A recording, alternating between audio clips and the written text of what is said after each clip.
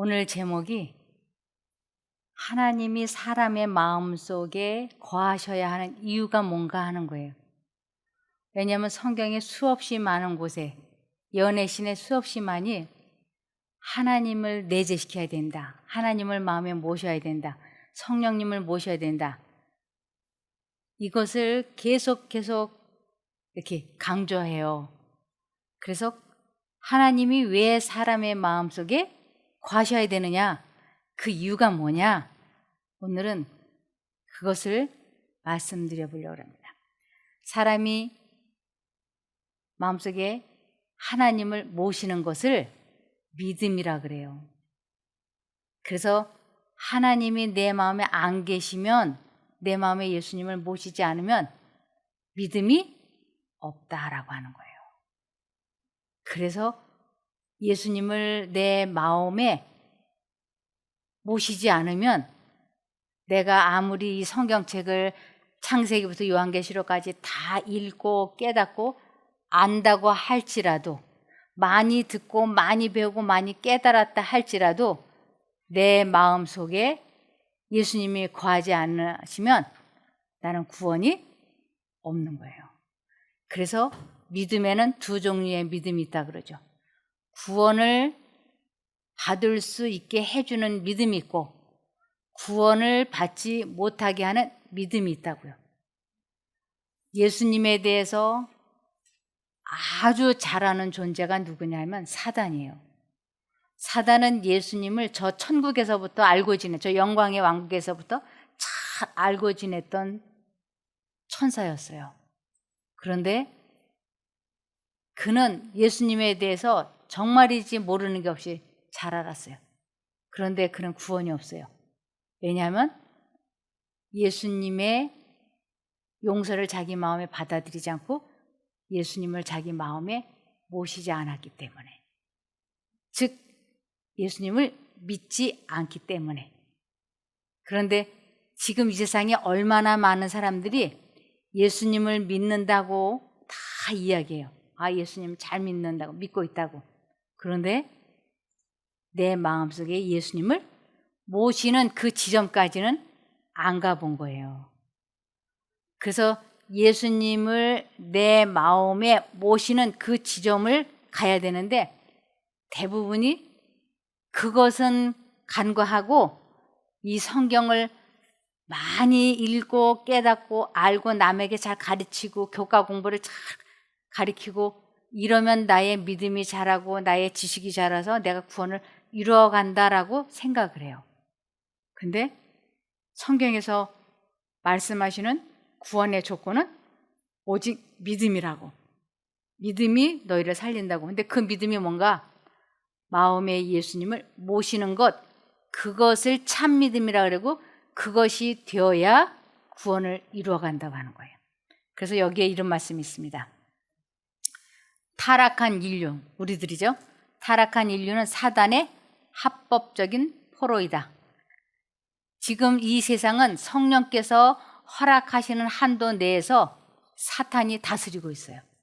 그래서 지금 이 세상에 사는 사람들은 사탄의 포로인 거예요. 합법적인. 그래서 사탄이 성령께서 허락하시는 한도 내에서 사고, 재난을 계속 일으키는 거예요. 그러면서 하나님이 사람들에게 벌 주시는 거야, 하나님이 사람들에게 혼내주시는 거야 이러면서 자기가 지진도 일으키고 자기가 해일도 일으키고 화재도 나게 하고 그러면서 그것을 자꾸 누구에게 이렇게 덤태기를 씌우냐면 하나님이 그렇게 하시는 거라고. 사람들의 마음속에 자기의 그 생각을 막 주입시켜 주는 거예요. 근데 여기에 보면 타락한 인류는 사단의 합법적인 포로이다. 그리스도의 사명은 인류를 그의 큰 원수의 세력에서 구출해내는 것이었다. 사탄의 손에서 인류를 구출해내는 것이 예수님의 사명이었다고요. 사람은 본성적으로 사단의 제안을 따르는 경향이 있기 때문에 강한 정복자 되시는 그리스도께서 그의 안에 거하셔서, 사람 안에 거하셔서 그의 욕망을 지도하고 사람에게 힘을 주지 않으면 그처럼 무서운 원수를 성공적으로 저항할 수 없다. 오직 하나님만이 사단의 능력을 제한시킬 수 있다. 그래서 하나님이 사람 마음속에 거하셔야 되는 이유는 사단과 싸워서 이길 수 있는 힘이 되기 때문에. 그래서 내 마음에 예수님을 모시지 않으면 우리는 결코 자기 마음을 다스릴 수 없는 것이에요. 그래서 내 감정 조절하고 내 마음을 다스리고 싶다. 그러면 이유를 불문하고 예수님을 내 마음에 모셔야 되는 것이죠. 그리스도께서는 보혜사를 우리에게 보내주시겠다고 약속하셨는데 그의 일, 보혜사의 일은 영혼 속에 하나님의 나라를 세우는 것이다. 그리스도가 하시는 일은 사람의 마음 속에 하나님의 나라를 세우는 것이다. 그래서 하나님의 나라를 어떻게 세우는가? 예수님은 왕 중의 왕이에요. 그래서 그분을 내 마음에 받아들이면 내 마음은 그의 나라가 되고 나는 그분의 백성이 되는 거예요. 왕이 들어와 계신 곳은 나라가 되고 나는 그의 백성이 되는 것이죠. 자비와 은혜와 평강의 이런 풍성한 대비책이 마련되어 있는데 왜 인간은 진리를 종의 멍에처럼 생각하면서 행동하고 있는가? 하나님 믿는 것을 종의 멍에처럼 생각하면서 하나님을 기쁘시게 해드리기 위해서는 내가 새벽 기도를 해야 돼. 내가 하나님을 기쁘시게 해드리기 위해서는 헌신 봉사해야 돼. 내가 하나님을 기쁘시게 해드리기 위해서는 전도를 해야 돼. 내가 하나님을 기쁘시게 해드리기 위해서는 금식 기도를 해야 돼. 남을 도와야 돼. 이렇게 해야 돼 하는 데다가 자꾸 초점을 맞춘다고요. 그러는 이유는 왜냐하면 주의 선하심을 결코 맛보지도 못하고 알지도 못하기 때문이다 그랬어요. 내가 뭔가 자꾸 해야만이 하나님을 기쁘시게 한다라고 생각하는 이유는 하나님을 사실은 알지 못하기 때문이라고요. 그래서 내가 뭐 해야 돼, 봉사해야 돼, 전도해야 돼, 이런 해야 된다는 강박증에 시달리는데 그것은 사실은 하나님을 알지도 못하기 때문이다. 하나님의 말씀의 진리가 어떤 사람에게는 족쇄처럼 생각된다. 이 족쇄, 이 십계명을 지켜야지 돼. 십계명을 뭐를 해야 되고 그래서 이 신앙생활이 평안하고 기쁘고 행복해야 되는데 기쁘고 행복하지 않아요. 그러니까 전도하라 그러면 이렇게 힘든 신앙생활을 나 하나 족하지 또 누구에게 이 고통을 안겨줘? 그러면서 전도를 하고 싶어 하지 않는 거예요. 근데 우리가 아주 맛있는 음식을 먹고 오면 가족들에게 가서 입 싹 닫고 안 먹은 척 이러지 않아요. 맛있는 거 먹고 오면 제일 먼저 자기 가족들을 데리고 가서 사 먹이죠. 그것처럼 하나님을 믿는다고 하면서 하나님을 내 마음에 영접하고 있지 않으면 이 신앙생활이 족쇄처럼 느껴지는 거예요. 안 믿자니 두렵고 믿자니 고달프고 또 식사당번이야. 이 식사당번 자리가 왜 이렇게 자주 돌아오는 거야? 이렇게. 근데 뭐가 문제인가? 행복의 원천, 기쁨의 원천이신 그리스도가 내 마음에 안 계시니까 이게 기쁘지가 않은 거죠. 근데 기쁨이신 예수가 내 마음에 계시면 식사 당번이네. 우리 교우들한테 내가 식사 대접을 해야지. 그리고는 기분 좋게 할 수 있게 되는 거예요. 똑같은 식사 당번인데 내 마음먹기에 따라서 또 돌아왔어? 이거 2달에 한 번씩 하는 게 왜 이렇게 빨라? 이러면서 궁시렁거리고 하든지 아니면 기쁨을 하든지. 이것이 뭐 먹기에 달려 있을까요? 마음 먹기 달려 있어요. 그래서 너희 안에 이 마음을 품으라. 곧 그리스도 예수의 마음이니라. 그래서 예수의 마음을 먹으면 내게 능력 주시는 자 안에서 내가 모든 것을 할 수 있다. 기쁘게 할 수 있어요. 그래서 이것이 요한복음 6장 57절에 보면 나를 먹는 사람은 나로 인하여 살리라 그랬어요. 예수를 어떻게 먹어? 사람들이 깜짝 놀랐어요. 예수를 어떻게 먹어? 예수의 생각을 받아들이는 것을 예수를 먹었다라고 하는 것이. 나도 마음 먹었다. 그렇게 하기로 뜻을 정했다. 이러는 것을 예수님의 생각이 내 마음에 들어왔을 때 딱 붙잡는 것, 선택하는 것, 그것을 내 마음에 심었다. 그러고 그분을, 예수님의 생각을 내가 확정짓는 것을 예수를 먹었다 라고 얘기해요. 그래서 예수님의 생각을 내 마음에 완전히 선택하는 것을 예수의 살을 먹고 피를 마셨다라고도 얘기하는 것입니다. 그러나 사람들을 자유케 하는 것은 진리이다. 사람들을 자유케 하는 것은 진리다. 그런데 예수님을 진리라 그러죠. 나는 길이요 진리요 생명이니 나로 말미암지 않고는 아버지께로 올 자가 없다고. 그래서 예수님이 하는 일이 뭔가 사단의 권세에서 사람들을 건져내는 게 예수님의 일이니까 우리가 예수님의 생각을 선택만 하면 우리는 그 족쇄에서 해방이 되는 거예요. 그래서 사람들을 자유케 하는 것은 진리이다. 이 죄와 분리되어지게 해주는 것이 예수님이 하시는 일이에요. 우리들을 족쇄처럼 채우고 있는 그것에서 해방될 수 있는 것은 예수 그리스도를 내 마음에 모실 때 그것이 가능하다고 하는 것입니다. 진리는 인간을 죄로부터 그리고 선천적이거나 후천적으로 악에 기우는 경향으로부터 분리시킨다. 인간의 죄가 뭔가 사람들이 죄, 그러면 이 죄가 뭔지 잘 몰라요. 하나님과 분리되어 있는 것을 죄라 그래요. 그래서 예수님이 하시는 일은 아버지 하나님과 사람을 연합시키는 것을 진리가 하는 일이라 그래요. 그래서 진리는 인간을 죄로부터 하나님 아버지와 다시 연결시키는 것을 죄로부터 구원해 준다라고 하는 것이죠. 그래서 사람들이 내 마음대로 내 뜻대로 나의 원하는 대로 사는 것이 하나님과 분리되어 있기 때문에 그것을 죄라고 하는 것이에요. 하나님의 뜻대로 하나님의 말씀대로 순종의 생애를 살아야 되는데 하나님 믿는다고 말은 막 그렇게 하고 예배 잘 드리고 헌신봉사하면서 무엇을 하든지 다 뭐해요? 내 뜻대로 내 마음대로 나의 생각대로 나의 감정대로 하고 살아요. 이것이 바로 죄라고 하는 거예요. 이렇게 신앙생활을 하면 평생을 신앙생활에도 뭐가 바뀌지 않느냐면 본성이 바뀌지 않아요. 품성이 변화되지 않아요. 아, 내가 신앙생활한 지가 모태교원을 한 지가 60년 되고 80년 됐는데 왜 내 품성이 안 바뀌지? 그것은 하나님과 분리된 생활을 하고 있기 때문에 그런 것입니다.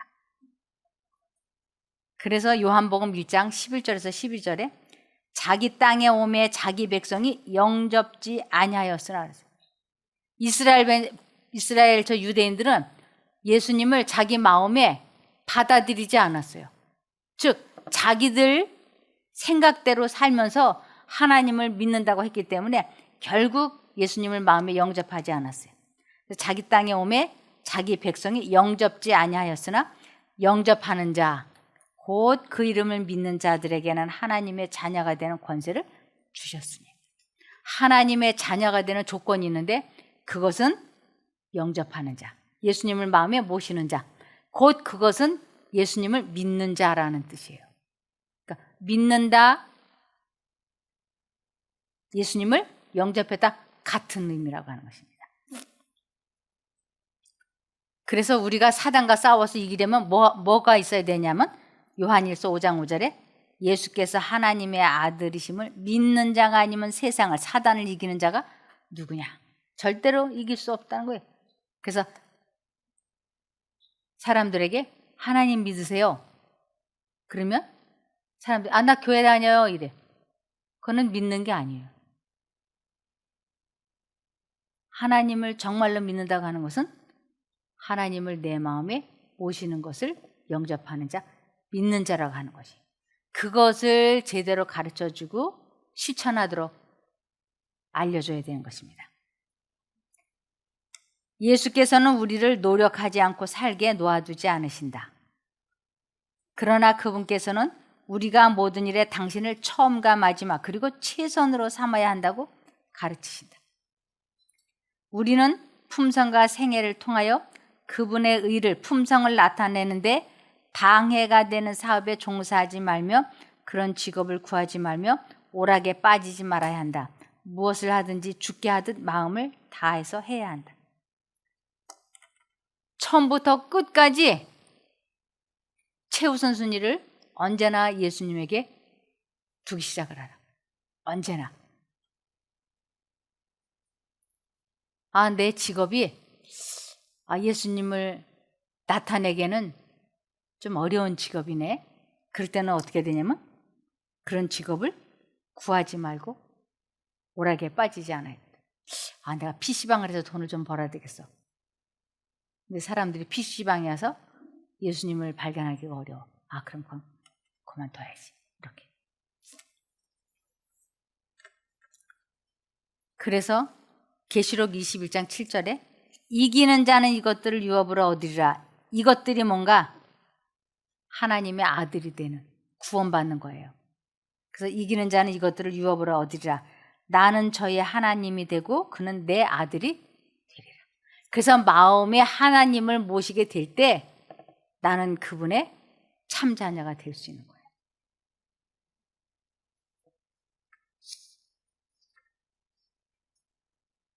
예수님은 왕 중의 왕이시죠. 그분을 마음에 모시면 내 마음속은 하나님의 나라가 되고 나는 그분의 백성이 되는데, 이 바리새인들이 예수님에게 물어봤어요. 하나님의 나라가 어느 때 임합니까? 당신이 왕으로 이 세상에 오셨다고 하니까 그러면 당신이 대통령으로 왕으로 취임식을 해야 되잖아요. 그거 언제 할 거예요? 하고 물어봤어요. 누가복음 17장 20절에서 21절에 바리새인들이 하나님의 나라가 어느 때에 임하나이까 묻거늘 예수께서 대답하여 가라사대 하나님의 나라는 볼 수 있게 임하는 것이 아니요. 볼 수 있게 이 세상에서 취임식하는 그러한 종류의 것이 아니요. 또 미국에 있다, 일본에 있다라고도 못하리니 하나님의 나라는 너희 안에 있느니라. 그래서 하나님의 나라는 너희 안에 있느니라. 반드시 내 안에 그리스도를 오셔야 내 마음은 그의 나라가 되고 나는 그의 백성이 되는 것이에요. 그런데 우리 마음에 두 생각이 들어오는 것이,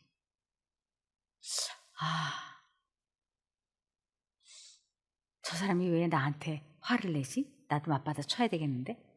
아니야, 그냥 넘어가. 아니야, 내가 맞받아 치지 않으면 저 사람이 나를 바보로 알고 앞으로 계속 나한테 그럴 거니까 아주 싹을 잘라야 돼. 맞받아 쳐. 아니야, 그냥 넘어가. 이 두 생각이 착 들어오잖아요. 그래서 이 두 생각은 언제나 원수지간이야. 언제나 화를 내고 싶어. 화를 내면 안 돼. 이렇게. 마약을 하고 싶어. 아니야, 마약하면 안 돼. 담배 피우고 싶어. 담배 피우면 안 돼. 불만 불평 말하고 싶어. 아니야, 말하면 안 돼. 이렇게 언제나 이래요. 그런데 이 자아가 뭐냐? 사단이 넣어주는 생각을 자아라 그래요. 이쪽 생각은 뭐냐? 영의 생각이라 그래요. 이것은 성령의 음성인 거예요. 그래서 그 마음에 성령의 음성이 들려오고 사단의 음성이 들려올 때 이제 선택을 해야지 돼. 내가 화를 안 내야 되는데, 한쪽으로는 아니야, 이번엔 내야 돼. 두 가지 생각이 왔다 갔다 하다가 그래, 화를 안 내야 되겠다. 그냥 넘어가야 되겠다. 하고 뜻을 딱 정하고 이 사단이 넣어주는 생각을 포기해버리는 것을 자아 포기, 자기 부인, 내가 죽었다 라고 얘기하는 거예요. 그래서 내가 죽는 것을 죄에 대해서는 죽고 의는 하나님을 얘기하는 거예요. 의에 대해서는 산자가 되었다. 그래서 죄에 대해서 죽고 의에 대해서 살게 되는 것을, 두 생각 중에서 사단의 생각을 포기하고 하나님 쪽을 선택을 하니까 내 마음의 감정이 착 가라앉아졌어.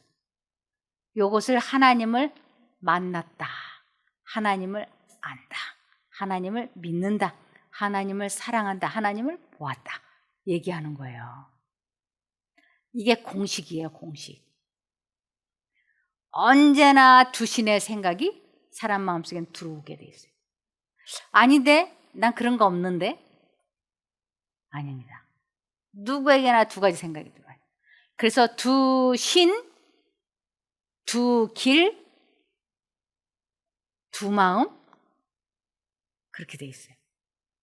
그래서 두 생각이 들어올 때 하나님 쪽을 선택하기 위해서는 반드시 사단의 생각을 포기하는데, 그것을 자아 굴복이라 그러고, 이 자아는 누구의 생각이냐면 사단의 생각인 거예요. 그래서 그리스도를 내 마음에 영접하려면, 내 마음에 모시려면 꼭 뭘 해야 되느냐면 자아 포기가 먼저 돼야지 돼요. 두 생각이 이렇게 막 들어와. 화내면 안 되는데 화내고 싶어. 탁탁탁 할 때 내가 화를 안 내야 되겠다 하고 뜻을 정하고 하나님 도와주세요 하고 하나님 쪽을 딱 선택할 때 내 마음이 다스려지는 것을 하나님의 나라가, 은혜의 왕국이 시작된다라고 하는 것이에요. 이것을 1년에 한 번, 3년에 한 번 이렇게 돼가지고는 안 돼요. 어떻게 되느냐? 매일 날마다 매 순간마다 그 싸움을 해야지 돼요. 그러니까 내가 날마다 매 순간 그렇게 자신과의 싸움에서 이기려면 예수님을 지속적으로 생각하고 있어야지 돼요. 불러야지 돼요. 기도를 해야 돼요. 그래서 여기에서 말씀드린 것이 부찬기라 그래요. 하나님을 부르라. 찬양을 마음속으로 계속하라. 기억절을 암송하라. 그러면서 마음속에 예수님을 잊어버리지 않아야지 되는 것이에요. 그러면 마음이 지켜져요. 왜 예수님을 우리의 방패라고 하셨는가? 생각을 막아주시는 분이기 때문에. 그래서 예수님을 계속 부르면 생각이, 사단이 생각을 넣어주려고 할 때 예수님 부르면 예수님이 탁 막아줘. 그러면 안 들어와. 이것을 지속적으로 할 때 드디어 우리 마음에 평강이 시작이 되는 거예요. 그래서 내 마음에 평강이 있고 기쁨이 있고 행복이 있을 때 우리들에게 약 4가지의 상급을 주시는데, 첫 번째로 우리 마음속에 깊은 평안을 주세요. 그 다음에 이 깊은 평안함이 우리들을 급속도로 회복시키세요. 마음의 즐거움은 양력이라고, 마음의 근심은 뼈를 마르게 한다 그래서, 그래서 내가 빨리 회복이 되고 싶다, 병이 낫고 싶다, 그러면 예수를 기억하세요. 잊어버리지 마세요. 첫 번째는 예수를 계속 부르면 나무아미 탑을 관세음보살 이런 주문을 외우는 게 아니에요. 연부를 외우는 게 아니에요. 예수님을 부르는 것은 기도하는 거예요. 끊임없이 기도하라. 쉬지 말고 기도하라. 이것은 마음속에서 그리스도를 놓치지 마라. 잊어버리지 마라. 예수 그리스도를 잊어버리는 순간 잡념이 들어오니까, 그러면 또 내 마음이 지옥이 되니까. 그래서 예수를 잊어버리지 마라.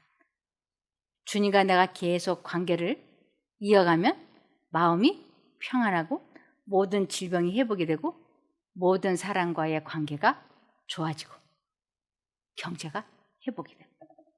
그래서 먼저 그의 나라와 의를 구하라. 그의 나라, 내 마음에 시작이 되는 그리스도의 나라. 그러면 모든 것을 더해 줄 터이니 뭘 먹을까 뭘 입을까 염려하지 말라. 내가 책임진다고 하나님께서 약속하셨어요. 그래서 기도의 능력, 기도에는 큰 능력이 있다. 우리의 큰 대적은 괴로움을 당하고 있는 영혼을 하나님에게서 떼어놓기 위하여 끊임없이 애쓰고 있다. 우리의 큰 대적이 사탄이에요. 그래서 사탄은 이 잡념 때문에 지금 우리가 괴롭잖아요. 잡념은 사단이 주는 거예요. 그래서 우리가 잡념에 중독이 되어 있는데 사람들은 이것을 모르고 있는 거예요. 아니, 사람이 생각을 만들어서 할 수 없는 존재라고 분명히 말씀에 써 있는데도 사람이 생각을 만들어서 할 수 없다면 내가 로봇인가요? 아니요.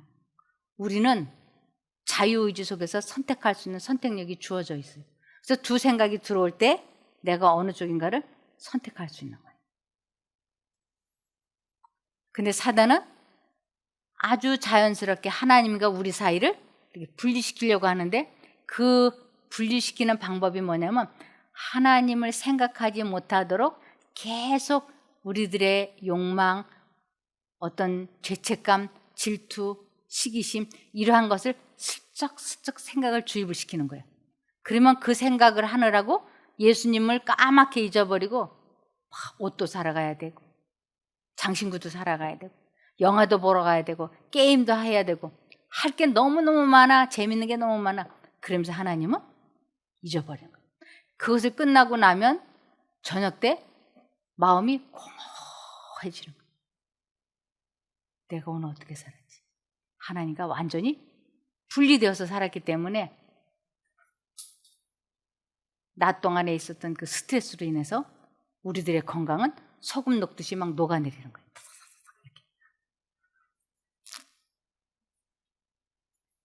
그래서 우리의 큰 대적은 괴로움을 당하고 있는 영혼을 하나님에 의해서 떼어놓기 위하여 끊임없이 애쓰고 있다. 가장 비천한 성도일지라도 하늘을 향한 그의 탄원은 왕들의 명령이나 내각의 훈령보다 더 사단을 두렵게 한다. 사단이 우리들이 예수님을 부르는 것은 쉬지 않고 하는 기도예요. 그렇게 할 때 사단을 두렵게 한다고.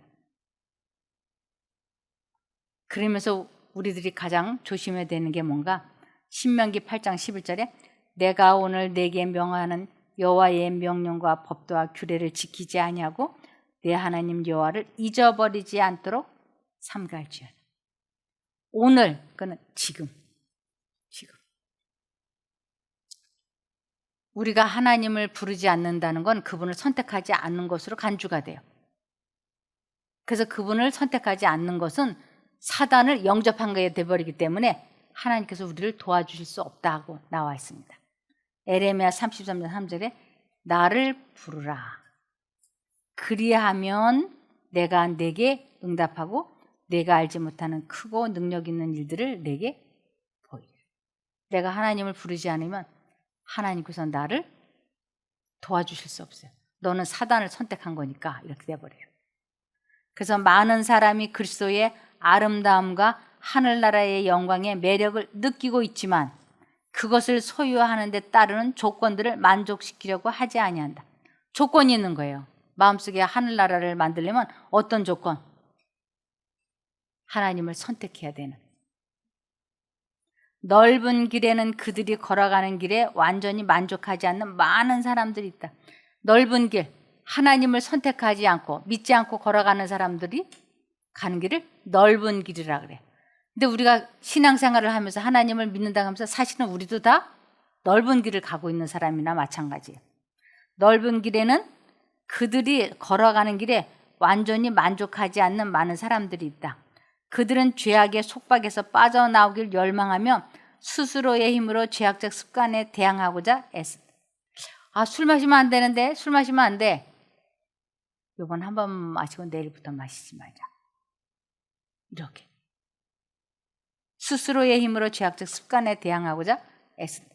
근데 술 마시면 안 되는데 하나님의 음성이 들리고 요번 한 번만, 이 좌석이 다 술 마시는 분위기니까 이 분위기를 깨지 않기 위해서 요번 한 번만 술을 마시고 내일부터 마시지 말자. 이렇게 두 생각이 들어올 때 내가 술을 안 마셔야지 해봐야 되지 않는다. 누구의 도움을 받아야 되느냐? 예수님을 불러야지 된다고요. 그들은 좁은 길과 좁은 문을 바라보나 이기적 쾌락과 세상에 대한 애착과 교만과 성화되지 못한 야망들이 그들과 구주 사이에 담이 된다. 제가 친구 생일날 오라고 초청을 받았어요. 어느 음식점으로. 갔더니 친구들이 다 이렇게 앉아있는데 그 앞에 술잔이 하나씩 다 놔져 있는 거예요. 내 자리에도 술잔이 놔져. 아, 이거 어떡하면 좋지? 그래서 제가 그 술잔을 거꾸로 뒤집어 놨어요. 그랬더니 옆에 있는 친구가 쿡 찌르면서 분위기 깨지 마. 이러는 거예요. 너 때문에 이 분위기 깨지면 안 돼. 분위기 깨지 마. 그 말 들으니까 찔끔해가지고 제가 이거 어떡하면 좋지? 또 쿡 찌르면서 물을 따라가지고 마시는 신용을 하란 말이야. 이렇게 코치를 해. 내 컵에다가 맹물을 따르고 다 같이 유하여 할 때 나도 이걸 들고 유하여 하고 다 마실 때 나도 그 맹물을 마시면 분위기가 깨지지 않으니까 살아남을 수 있다는 거예요. 이걸 들으니까 막 이래야 돼, 저래야 돼, 이래야 돼, 저래야 돼. 이래. 어떻게 알아? 근데 문득 생각이 나는 사람이 하나 있었어요. 우리가 모처럼 직장에 취직이 되었는데 사장이 미스터 김, 우리 회사에 들어온 거 내가 축하해. 내가 한턱 쏠게. 사장이 특별한 식사 대접을 해놓은 거예요. 가자, 미스터 김, 내가 해줄게. 사줄게. 뭐 좋아해, 미스터 김? 얘 그럼 내가 좋아하는데 가자. 이식 가자. 그래 놓고는 가가지고 앞에다가 잔을 넣고 자기 잔에다 넣고 막 이제 이런저런 회가 나고 이러면 자기에게 월급을 주는 사장이 그 음식을 권할 때 저 이런 거 못 먹는데요? 이럴 만한 용기 있는 남자 있을까요? 그 마음속에 어떻게 취직한 건데 어떻게 들어왔는데 이거 내가 거절을 하면 이 사람이 불쾌하게 여겨서 기분 나쁘게 생각해서 나 해고시키면 나 처자식을 어떻게 부양을 하지? 거의 대부분이 이럴 때 그 사람이 잔을 줄 때 이러고 받는다는 거예요. 이게 타협이에요. 못 빠져나와요. 왜냐면 그 마음속에 사단이 계속 어떻게 취직한 건데 이제 여기서 또 해고되면 이만한 자리 또 못 구해. 그러니까 딱 요번 한 번만 눈 감고 입에 대는 신용이라도 해야지. 사장이 원하는 거잖아. 한쪽 마음으로 이러면 안 되는데 이렇게 두 가지 생각이 들어요.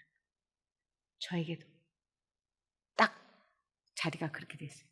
근데 한 사람의 문득 생각이 났어요. 다니엘이 자기의 생사 여탈권을 쥐고 있는, 자기는 포로잖아요.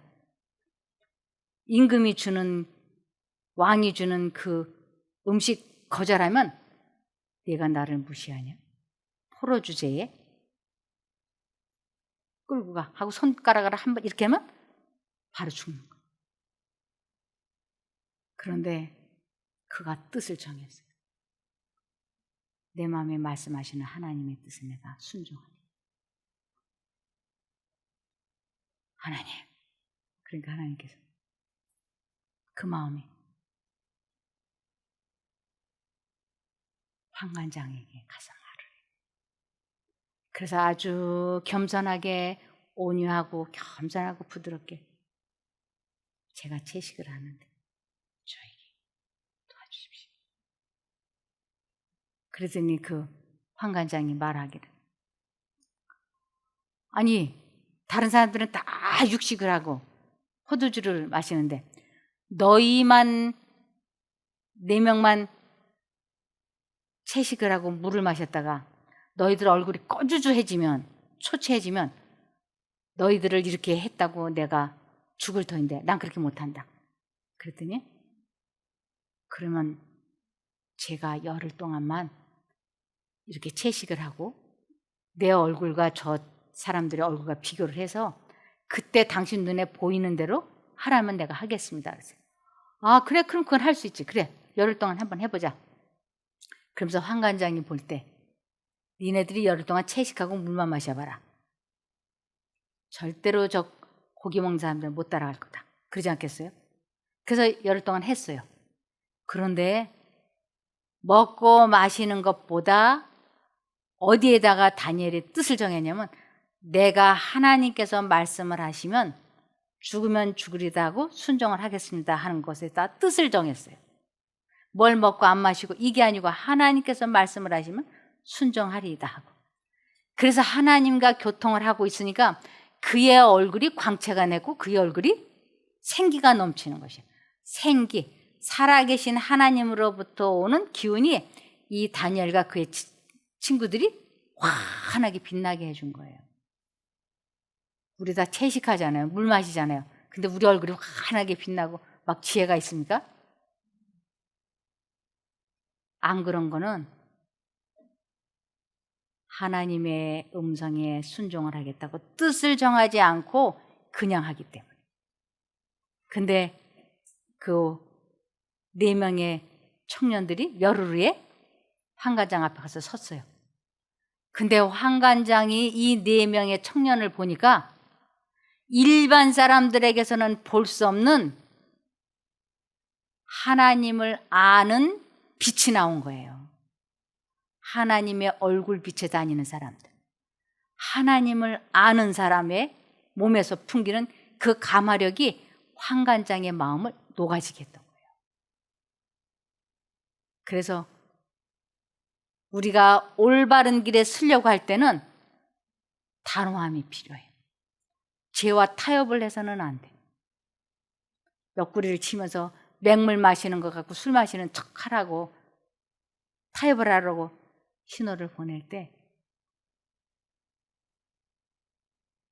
소주잔 위에다가 거꾸로 엎은 소주잔 위에다 손을 딱 얹어. 나는 술 마시지 않아. 나로 인해서 너희들의 분위기가 깨어진다면 나 집으로 그냥 갈 수 있어. 너희들이 원하는 대로 말을 해. 내가 이 자리에 있는 것이 불편하다 그러면 나 그냥 일어나서 갈게. 아 그랬더니 여기저기에서 하는 말이 아니야 가지마 술 안 마셔도 괜찮아. 그러면서 여기저기에서 아 나도 사실은 말 안 했지만 말이야 종숙이처럼 사실은 말이야 나도 교인이야. 나 술 안 마실게.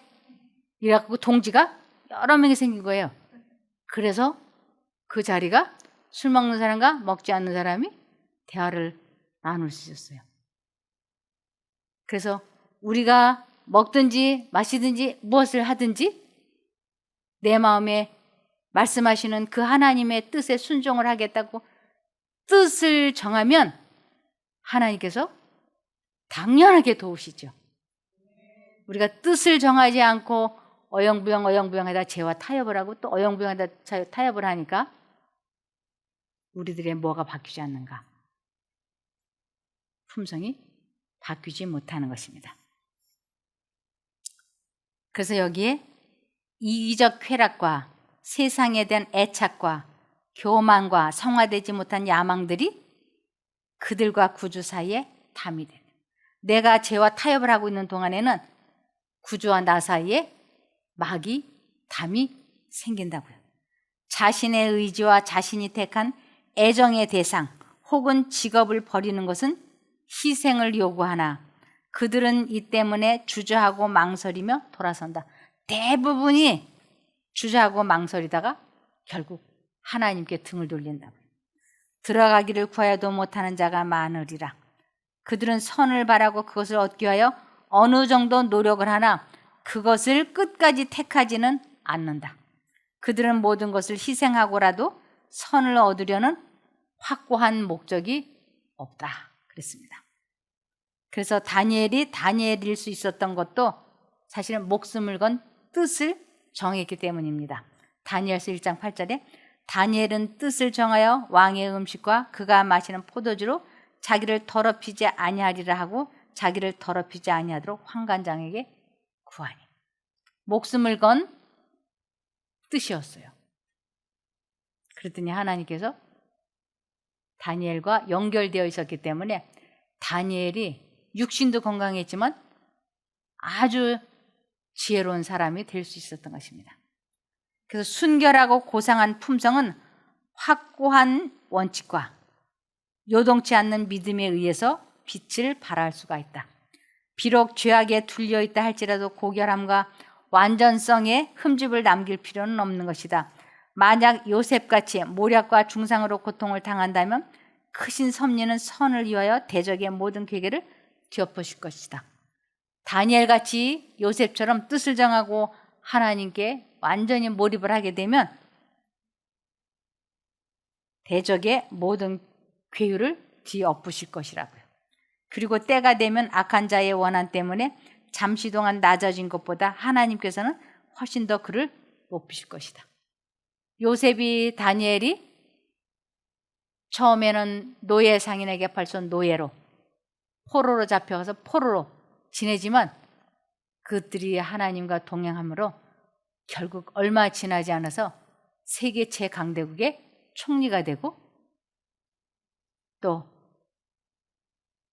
요셉도 총리가 되고 다니엘도 총리가 되고 그래서 이것을 베드로전서 5장 6절에 그러므로 하나님의 능하신 손 아래에서 겸손하라. 때가 되면 너희를 높이시리라. 그래서 우리가 신앙생활을 하되 뜻을 정하고 신앙생활을 하느냐 그냥 저냥 하느냐 다릅니다. 애굽의 축복을 가져온 요셉. 요셉은 애굽 땅으로 팔려간 것이 자기 생에서 가장 큰 재앙이라고 생각했다. 가장 17살의 노예 상인들에게 팔려서 노예가 된 것은 자기 생에서 가장 큰 재앙이었어요. 그런데 그가 어떻게 승리할 수 있었는가 그런 생각에서 아버지의 보를 받고 있을 때는 몰랐지만 이제는 하나님을 온전히 신뢰해야 될 필요성을 절실히 느꼈다. 요셉은 하나님을 애굽 땅에 모시고 내려갔다. 어떻게 하나님을 애굽 땅에 모시고 내려갔는가? 그의 마음에 끊임없이 예수님을 부르는 그것을 했어요. 그래서 예수님을 마음에 모시고 애굽 땅으로 내려갔다고요. 슬픔 중에 취한 그의 명랑한 태도가 이 사실을 말해준다. 그래서 마음속에 예수님을 모시고 있는 사람은 침울하거나 우울하거나 어둡지 않다고요. 밝고 명랑하지만 경박스럽지는 않아요. 하나님의 법궤가 이스라엘의 평안과 번영을 가져다 주었듯이 하나님을 사랑하고 경외한 이 청년은 애굽 땅의 축복을 가져왔다. 이 사실이 너무나 뚜렷이 드러났기 때문에 보디발은 그가 받은 모든 축복을 그의 종 요셉의 공로로 여겼고 그를 종이 아닌 하나님을 사랑하고 그의 이름에 영광을 돌린 사람들에게 그 명예를 돌려주시고 그들을 통하여 하나님께 드려진 영광도 그들에 다시 반영되게 하시는 것. 이것이 곧 하나님이 뜻하시는 바이다. 우리가 죄와 한번 타협을 하게 되면 계속 타협을 해야지 돼요. 한번 우뚝 쓰면 우뚝 쓴 대로 갈 수가 있어요. 아, 나 술 안 마셔. 나는 술 마시지 않을 거야. 라고 한번 선포를 해놓으면 그 다음부터는 그 자리에 가도 선포를 했기 때문에 쟤는 안 마시는 사람 이렇게 돼요.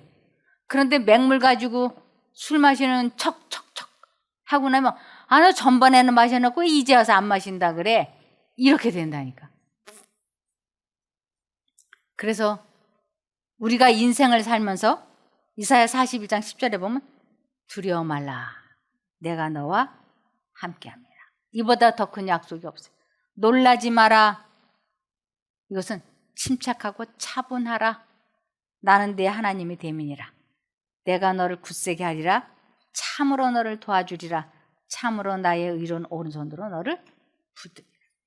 하나님께서 내가 하나님을 선택만 하면 도와주시겠다고 약속하셨어요. 고상한 품성은 우연의 결과가 아니며 하나님의 섭리의 특별한 은총이나 거저 주심에 의한 것도 아니다. 이것은 자기 수양과 고귀한 품성을 위하여 비천한 성질을 버리는 것과 하나님과 인간에게 봉사하기 위해 자신을 포기하는 일의 결과다. 결국 자아 포기예요. 아무리 신앙생활을 헌신봉사를 하고 여기저기 선교하러 다니고 전도지 뿌리고 아무리 많이 헌신봉사를 한다 할지라도 이 자아 포기를 매 순간 하지 않으면 다 헛것이라고요. 그래서 여호수아 1장 9절에 내가 내게 명령한 것이 아니냐 강하고 담대하라 두려워하지 말며 놀라지 말라.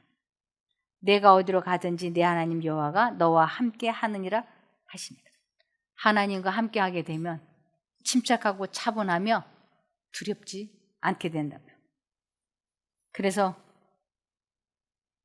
매 순간마다 내가 뜻을 정하고 하나님을 선택하겠다고 결단을 내리지 않으면 우리는 계속 과거와 같은 삶을 이어갈 수밖에 없는 것입니다. 마태복음 6장 24절에 한 사람이 두 주인을 섬기지 못할 것이니 두 주인, 하나님께서도 마음에 말씀하시고 사단도 말을 하는데 두 가지를 동시에 섬기지 못한다고요. 우리는 둘 중에 하나를 섬겨야 되는데 사단은 계속 합리적인 생각을 넣는 거예요. 분위기를 깨면 안 돼. 분위기를 깰 것 같으면 아예 오지를 말아야지. 너 하나로 인해서 이 분위기 몇십 명의 분위기가 깨어지면 안 돼. 그러니까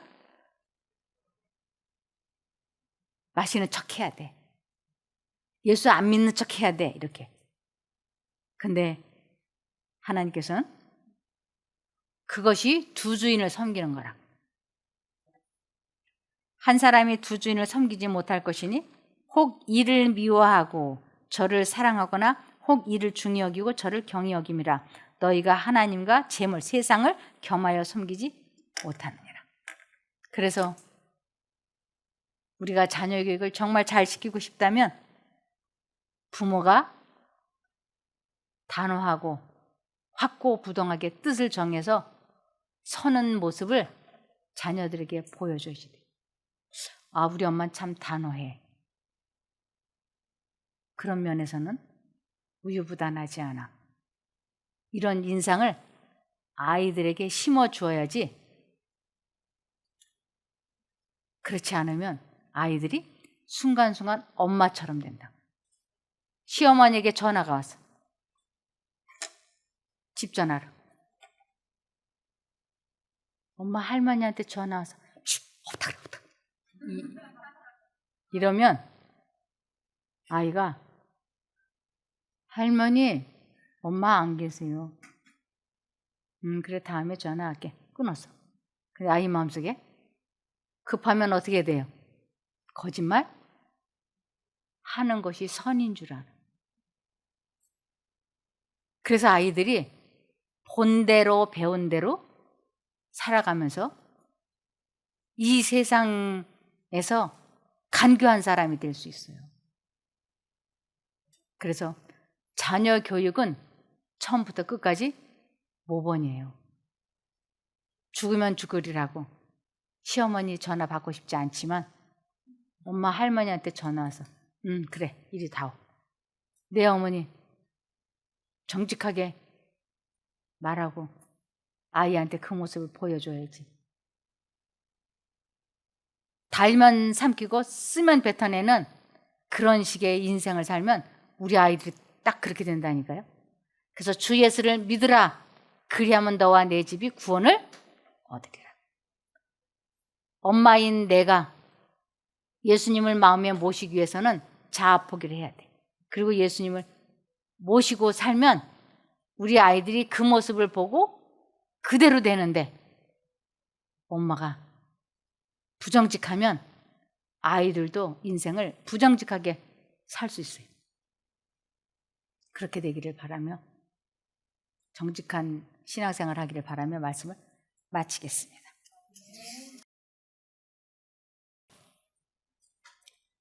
하늘에 계신 아버지 하나님, 저희들 마음속에 주님을 모셔야 되는 그 이유를 오늘 저희가 함께 공부하였습니다. 매 순간순간 자아를 포기할 수 있도록 도와주시옵소서. 주님을 마음에 모시지 못하면 살았으나 죽어있는 영혼이 되고 맙니다. 저희가 살아있는 영혼이 되기를 소원합니다. 주님의 음성을 알아들을 수 있게 저희들을 깨우쳐 주시옵소서. 매 순간마다 주님의 이름이 생각나고 기억나게 도와주시옵소서. 그리하시면 이유를 불문하고 주님을 선택하겠사오니 돌아오는 한 주 일에 다시 시작하는, 그래서 주님의 영으로 사는 한 주가 되게 도와주시기를 예수님 이름으로 기도합니다. 아멘.